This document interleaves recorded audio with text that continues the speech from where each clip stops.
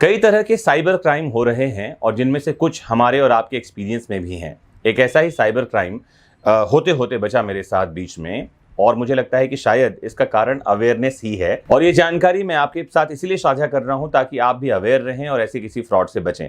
सबसे इंपॉर्टेंट बात तो ये है कि जब कभी फोन आता है और आपके बैंक से कोई कॉल आ रखा है जिसमें ये कहा जाता है कि आपकी फलां जानकारी अपडेट करनी है या आपका एटीएम ब्लॉक हो गया है, ऐसी कोई भी बात, तो आप उस व्यक्ति को कहिए धन्यवाद और कहिए कि मैं अभी बैंक जाकर इसे ठीक करवा लेता हूं।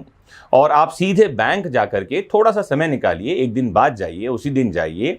इससे बहुत बड़ी हानि से आप बचेंगे, क्योंकि अगर आपने ऑनलाइन उसे कहा कि हाँ अभी कर लेते हैं, आप मुझे बताइए क्या करना है, तो हो सकता है आप किसी परेशानी में फंस जाए।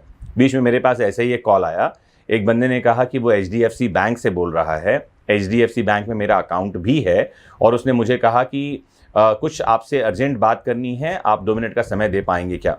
क्योंकि मैं इन सब चीज़ों के बारे में सुनता, जानता और बताता रहता हूं, तो मैंने उसे कहा कि दोस्त आप बताइए क्या बोलना पूछना चाह रहे हैं आप। तो उस बंदे ने मुझे ये बताया कि आप अपने ATM कार्ड से ऑनलाइन पेमेंट नहीं कर पा रहे हैं, इसके लिए आपको कुछ सेटिंग्स में चेंज करना होगा। तो मैंने उससे ये कहा कि दोस्त आप मुझे इस बारे में कुछ भी मत बताइए, क्योंकि मैं ऑनलाइन पेमेंट करता रहता हूँ और मेरे कार्ड से ही मैंने पेमेंट कर रखे हैं पहले, जहाँ मुझे कहीं कोई प्रॉब्लम नहीं आ रही है।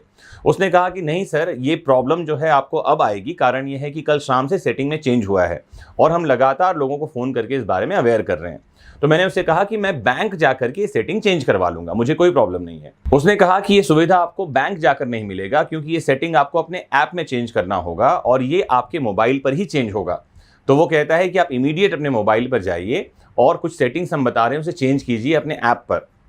पता नहीं क्यों मेरे दिमाग में आया कि हो सकता है ये किसी तरह का फ्रॉड हो। मैंने मोबाइल उठाया था, लेकिन मैंने उससे कहा एक काम करो, आप मुझे दोपहर में 3 बजे कॉल करो, मैं अभी बिजी हूं, और तब हम बात करते हैं कि ऐप में क्या सेटिंग करना है, या आप मुझे डिटेल व्हाट्सएप कर दो या मेल कर दो और मैं शायद ये सेटिंग चेंज कर लूंगा। उसके बाद उस बंदे का दोबारा कॉल नहीं आया और तब तक मैं इस बात को समझ चुका था कि शायद ये किसी तरह का स्कैम या फ्रॉड था, क्योंकि कोई चेंजेस नहीं हुए थे, मैं ऑनलाइन पेमेंट कर पा रहा था। तो सोचिए, जब कभी कोई ऐसी बात करता है, इन लोगों को ट्रेनिंग मिली हुई है और ट्रेनिंग इस बात के लिए मिली हुई है कि किस तरह से आपके माइंड को कैप्चर करके आपसे वो काम करवा लें। बस आपको करना यह है कि थोड़ा सा डिले कीजिए, तत्काल इमीडिएट किसी भी बात को फॉलो करने से बचिए। जैसे मैंने कहा कि 3 बजे हम बात करते हैं या मुझे डिटेल मेल कर दो।